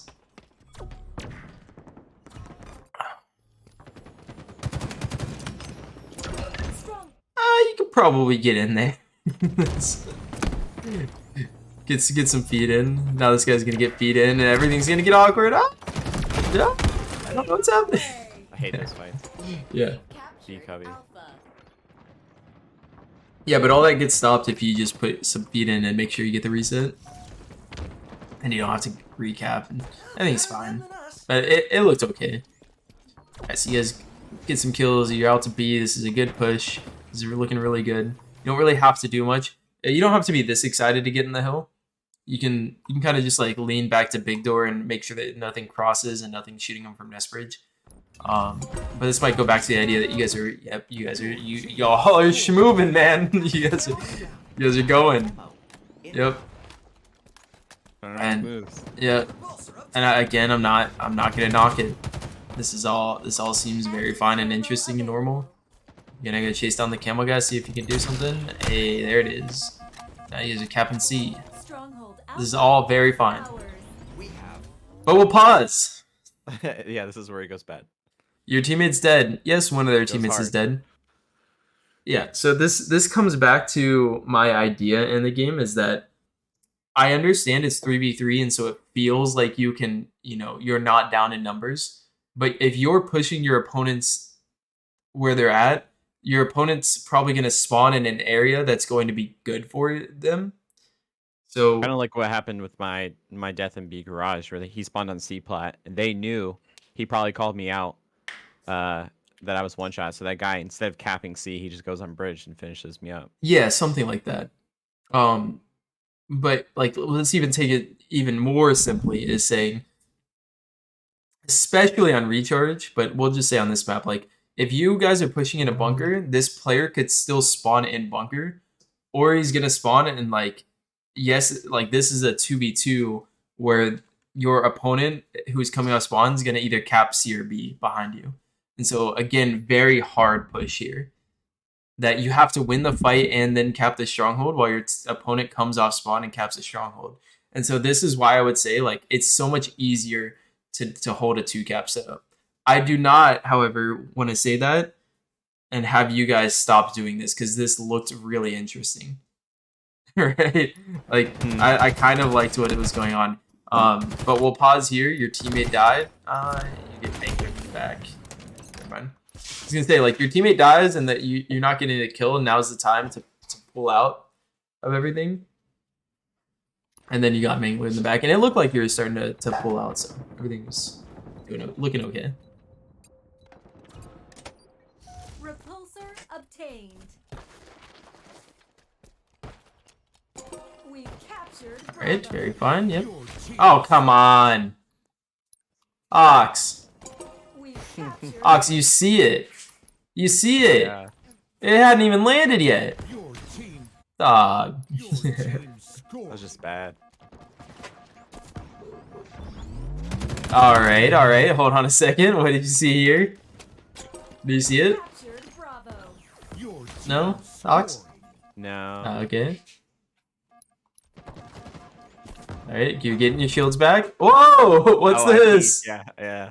But he Just- was absolute. Okay, you're listening to a call out. Never mind. Yeah. Alright, I didn't see that you got the kill. Yeah. That's fine. Never just mind. like, We'll give you a don't wanna break. on waste that one. that, dude. Yeah, no, that's good. And now you guys are like, I'm going to A. Yeah, sure, they're gonna have B. We're gonna have CA. Seems good. Whoa! Your opponent's pushing you, and you're just punching the walls. Stronghold out. You prepared, mighty guy. Enemy team scored. All right, this is all fine. This is Sniper good. available. Your teammate spawns in focus, and you could kind of know that they're not pushing you. Right over there. Yeah. All right. Sorry, wife. Drop something. Captured Charlie. Yeah, everything's fine, but yeah, it's kind of the issue with always pushing. It's sometimes your team just dies, and you're like, I guess you're chilling. Give us some room. This is fine. This is great. Your teammate's dead. You guys are you're going to see. So I like it. I like the idea behind the strategy. I would say, like, if I was coaching your team, your one guy cannot die easily. Mm. All right, Ryuku here. Since you guys are working as a team, I know that this kind of sucks for him, but he just can't die easily. Room. And give him some credit. After he put himself in a bad spot, he did his best.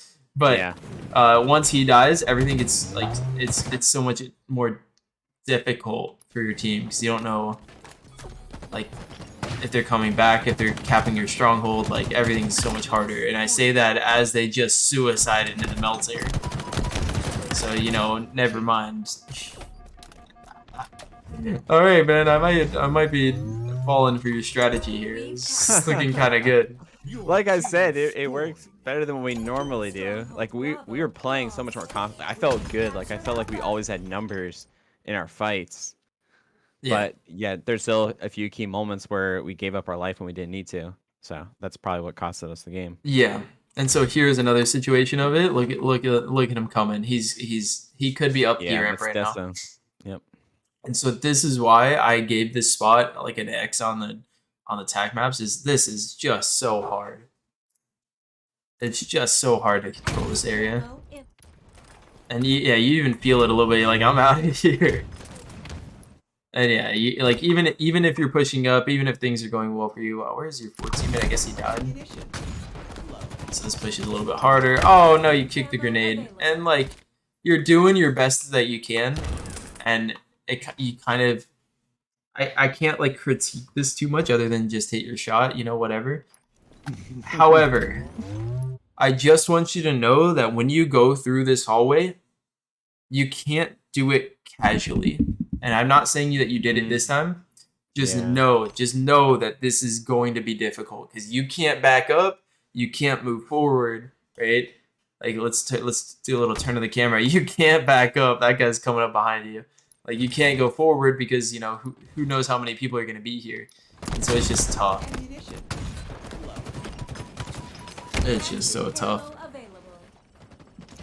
Double kill. Aggressors frustrated. Nice, you guys got trades. And so now with trades you can kind of just like rotate and be like, all right, what areas can we start to control? You guys decide to poke towards B and you're going to A. I like this though. This is like really good comms wise. Again, your teammate can't die on that side of the map while this is happening.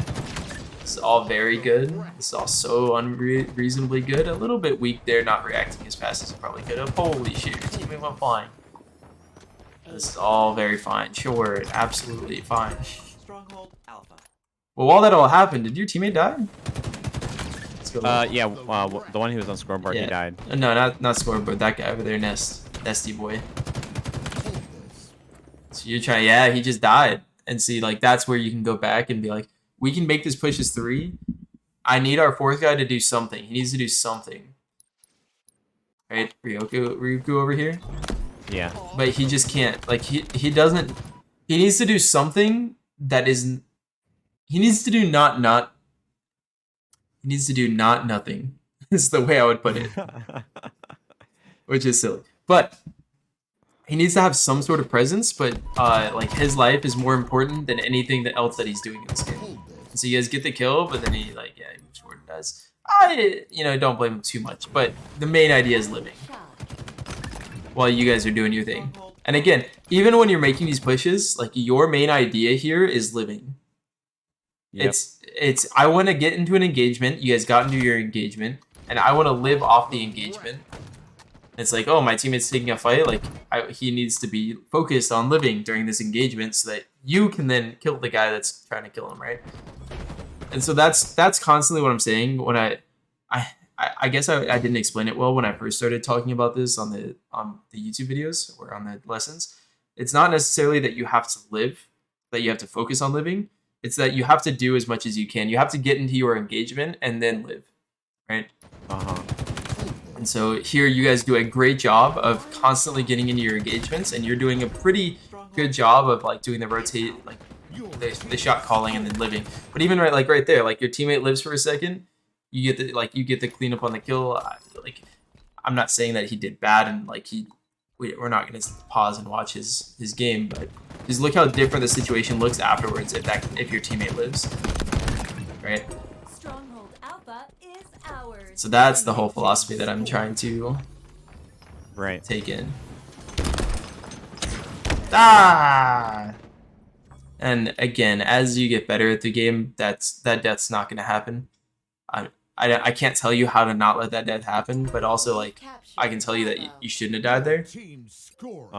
Like I could have gotten off the point. Yeah, I heard the nade coming through cubby. Yeah, like one of the things that you can do is kind of just like sit there and stare at it. So you kind of do. And then you turn away, and I know you're kind of like scared of it. Yeah, like you could just sit there and stare at the grenades coming in and then dodge them that way. And then listen for footsteps more so than like actively looking for people coming. Yeah, I found myself looking more just because the footstep audio is really inconsistent for me. Yeah, same. Same, big same. So I'm like constantly looking because I don't want people just to come and kill me for free, hitting me in the back. Yeah, I just feel embarrassed. yeah. All is fine. Nice. Power items inbound. Melee, yeah, all good. And yeah, this game seemed to play itself out a lot easier for you guys. Power items available. And it like partially comes from the fact that you're like waiting for your teammates to spawn and you guys are going somewhere together. We've captured Alpha. And Yeah, I think feel like normally on strongholds, like we're kind of all doing like our own separate thing. It just doesn't feel like we're on the same page. so I want to talk about that idea, that mentality. It's like, to me, it's not necessarily that people are doing different things and that's why you're losing. To me, it feels like you're mistiming your moves. Oh, okay. Because we went back and it's like, oh, one of your teammates is dead and you're trying to move forward, right? And then you die, and then the same thing happens. Like that cycle keeps continuing, where you just don't wait for something to go well for your team. It doesn't really matter where you push in this game, as long as you kind of just wait for your teammates to get into their decent position and then play off of that. And so in this game type, it's a lot easier than, you know, maybe in some others, where it's very obvious when that a teammate can come off spawn right next to you and you guys can move together. And you can't really do that on recharge, I would say. Stronghold Alpha is ours. Did you say that's easier in strongholds as well to make those timing decisions? That's tough. So I would say capture the flag might be the easiest one to what I pause think. and be like, hold on, a teammate's dead. Let's wait for him to get closer. Because Especially you have the to get the spawns are so flag. predictable. Yeah, the spawns are predictable, and you have to get the flag out, and that's such a request for you to do.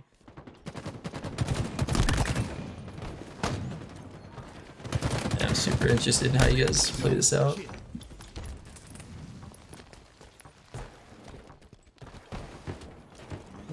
Very good. Sure. Yep, help your teammate. Yeah. So here, like, personally, I would pause this and be like, all right, we're capping B, we're going back to C. Mm-hmm. We've captured Again, personally, because you guys would just fuck that guy up.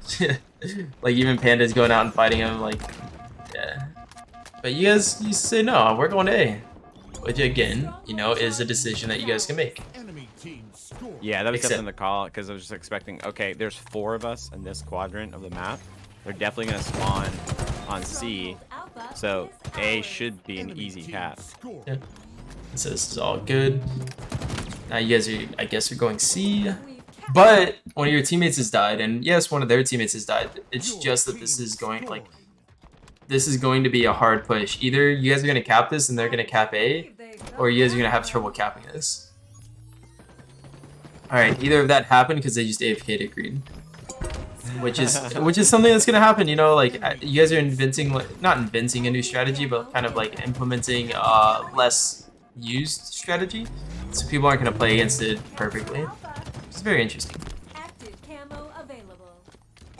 Stronghold Bravo is out. God, this is so dumb. Alright, we're going A, boys. Being quiet. We've captured Charlie. Yeah, I mean, this Try is it just, sometime. it's so hard because this guy comes in through the tunnel and like, When I think about most of the scrims that we've lost, or most of the tournaments we've lost to, like even like in some of the opens or some of the other tournaments we've played, semi-pro teams or pro teams, like I just feel like there's so many times where I come around a corner and there's 2 or 3 guys there shooting me. I'm like, why aren't we doing that? Like, why aren't we moving with these numbers? It's just such an easy engagement. Like you even said it on, I was watching your Stronghold videos on YouTube this morning, yeah, and We've captured Charlie. you were just talking about how like you don't really want to get into 1v1 fights like almost ever, you know? And so just kind of the idea with this is like we're almost never in a 1v1 except that 4th guy who's floating around the map. We've captured yeah. Bravo. So that's an interesting take, and I will say that as the game gets more figured out and as you play against better and better people, map control becomes the #1 priority rather than like taking a fight together with your teammates, and you use the idea of map control to then take not 1v1s. And so that like you have map control, and therefore you use that ability to not take your 1v1s, and all your crosses are watched, and you try and figure out where they're coming from, and you know set up around that. But in this, like when you're trying to break setups, that's when you want to go together as a team and like do like what the term that I use is explode. You want to explode through a choke point and try to get a kill as fast as you can, and then the situation looks really good for you. But when you have map control, as long as you don't die to the explosion, the fight just kind of becomes really easy for you. Interesting you don't take the 1v1 there.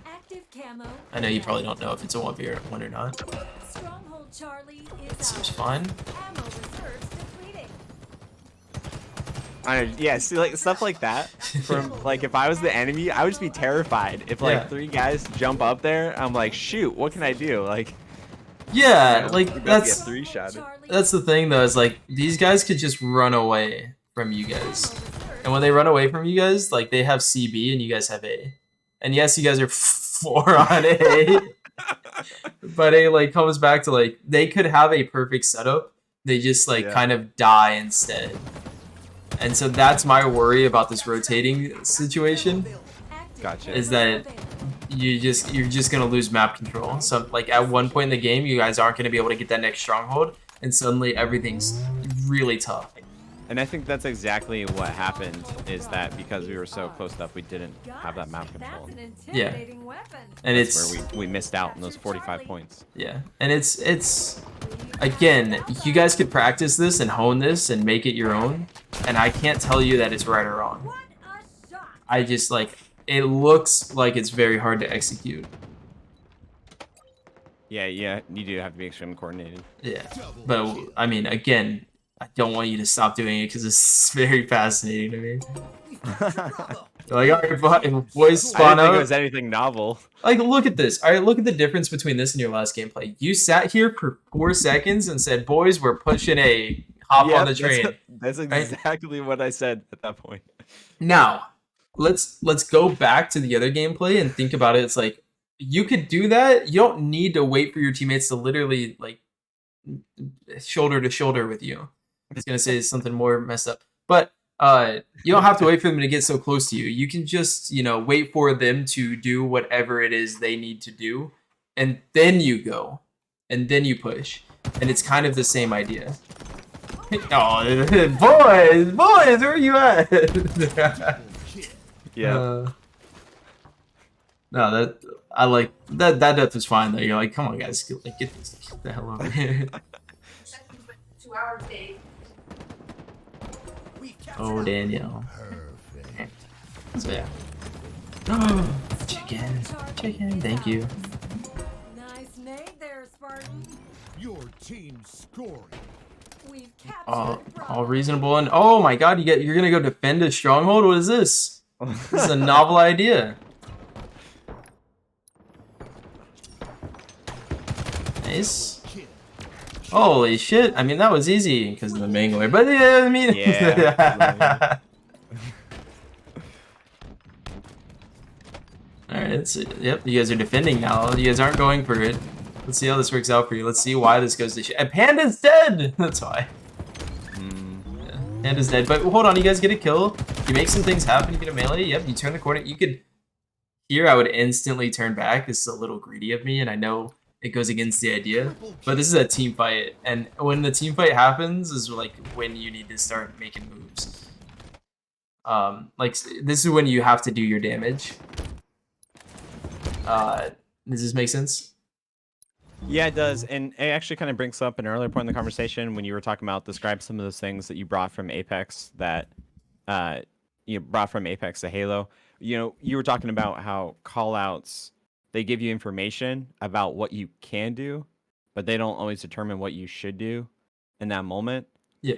And so like one of the things that I pull from Apex is generally speaking, if one of your teammates gets into a fight and it's a bad move, you want to full commit as a team to that fight because you have a greater chance of the three of you living and winning that fight than if you just, like if you just leave him be to die, then you're just screwed. Then you're in a 3v2 situation and you basically have to run away for a long time till you get to a better spot to take a 2v3, or you're just chalked and like you're going to die and spend 20 minutes running around the map. So Yeah, yep, that makes complete sense. So here, I know this kind of looked bad for you guys, but as you got that kill, you still have enough shields to kind of, I guess, jiggle. So like my philosophy on the shields thing is after you don't get shot for 2 seconds, that's when you want to like get your shields back. So if in this situation, what I would do here is after I turn the corner, I'm instantly re-peeking. I'm seeing if a grenade's coming. If a grenade's coming, I'll shoot once and then get hit by the grenade, and then I'm sitting here getting my shields back. Or you turn this corner and he's still looking at you. You shoot him, you come back. You shoot him, you come back, and then like after you get no shields, that's when you like turn the corner and say, "All right, I'm done." But right here, you guys got 2 kills. They got 1 kill, and your teammate's kind of dying, but it's still a 3v2. And so you can still do more in this situation. Okay. Because I think had you not said that, I would have just thought, okay, if I'm in this situation again, I just need to sit here because I know that guy from Ness is looking at me, and I'm just going to have to let Jukes die. Yeah. I'm just going to get my shield back. Yeah, and this is okay. I'm not going to say this is bad. I would just say that, like, as you turn a corner in this game, if you still have half shields, if it's a long-range fight, and what's the Latin term? If all else remains the same, I forget what it's called I forget the Latin term, but you can I want you to re-jiggle in this situation because many people are dead. Okay. Like you don't have to be scared of something else happening. This is like in this game, there's 2 states. There's setting up for a team fight and team fighting. There's also some small skirmishes that happen, but here a team fight's breaking out, and so you want to be doing as much as you can in this. Ceteris paribus. That sounds close to right, but probably right. Yeah. So if all other things remain the same, like when a team fight breaks out and you know where everything's happening, I want you to give it your all. Mm-hmm. Because two of the players are dead, and you saw the last 2 people. So you the most that you can do is the best thing for your team, and you even fucking repeat. You just did it after your teammate died. Mm-hmm. You took I that spent too long in that corner. Yeah. Well, again, you did the 2 seconds, 2 to 3 seconds. Now you have to get your shields back. But when you turn a corner and your team is fighting, and you turn the corner and you got out of a dangerous situation, you did really good to get out of that dangerous situation. But you can re-peak because you're in a team fight.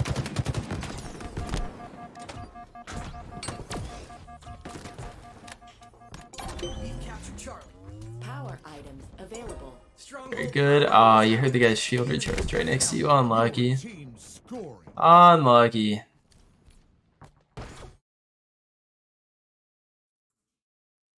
Alright, we're gonna zoom through this. We are running over time, which is not an issue. I just have chicken in front of me, and so I have an excuse to Don't want speak. to get cold. Yeah.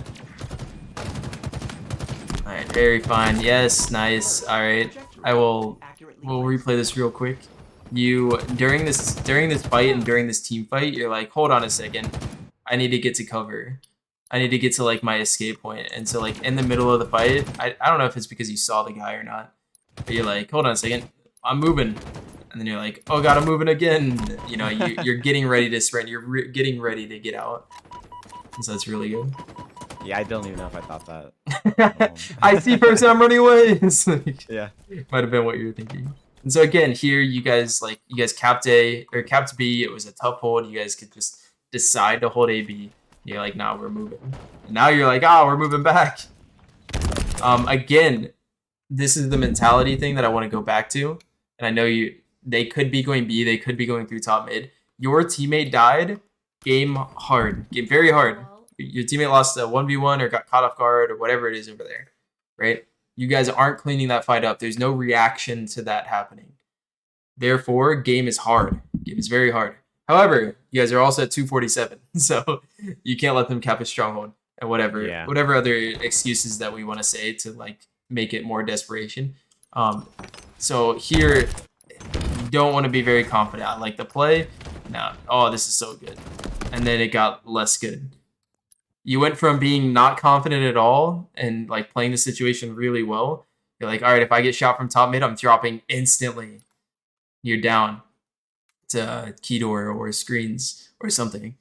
And then he took a step to the right, and that's when they started shooting, which is a little bit unlucky, but still goes back to the same situation of like this could have gone well for you if you just like played it a little bit stronger because you recognize that this is a very tough situation to play.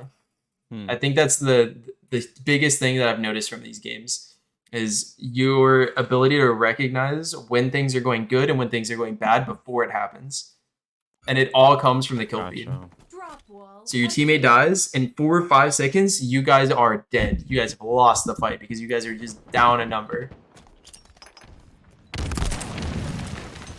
And it, like you kind of did it well. You slid across. You didn't take any damage because again, that comes back to the like idea of not shooting cross map. You don't want to shoot over there while a guy's right next to you.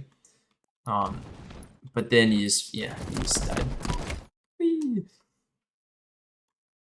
Then get in. No. Damn. Victory. So, with all of that said, what's your thoughts? What's going through your mind right now? Paying attention to the kill feed more, recognizing when the game's hard, when the game's easy, taking like a couple seconds, like you said earlier, to get for my teammates to get in better positions, to trust that they will, and then making the push. I mean, really, it just comes a lot more down to awareness of what's going on with both teams. Where's everybody at? Who's alive? Who's dead? That kind of thing. Yeah. I think the biggest thing to think about is theory. Like, okay, my teammate's been alive longer. My team has been alive longer than they have, so we should have more map control. So therefore, these fights should go better. Or my teammate just died, so they're going to be running at us soon. So I should be playing less confidently. And then using that to be stronger as an individual. That goes back to what we were saying at the start. Is like you have to recognize how to be strong in your situations, and it comes to understanding the theory of the game. Your teammate dies, that means they're going to be either collapsing or they're going to have map control. There's not much you can do. Like, you guys can still do things, don't get me wrong, but they're going to be hard. And so going into that situation, knowing that you're going to have to play your absolute best, your absolute heart out in order to make things okay, versus some situations where you're collapsing and you just got to be there. You know, some things I was like, I'm around if if things go wrong, I'm here. And that's genuinely what I would take from this as the biggest things to look for. Awesome. Well, this has been super helpful, Ryan. I really appreciate you going so in depth with both of these. Yeah, I dude, this was a lot of fun to go over, and I felt like I couldn't get my philosophy on the first, like a good things to talk about in the first game as much. And so that's why I was like, I'm happy to go over more because I felt like I didn't really get a good point across. And then watching this game, it really kind of showed the difference night and day just of the two different ideas that you can have. Right. Yeah. Well, that's it for me, man. Cool. Thanks, man. I appreciate it a lot. Absolutely. Anytime. Have a good one. You too. Take care.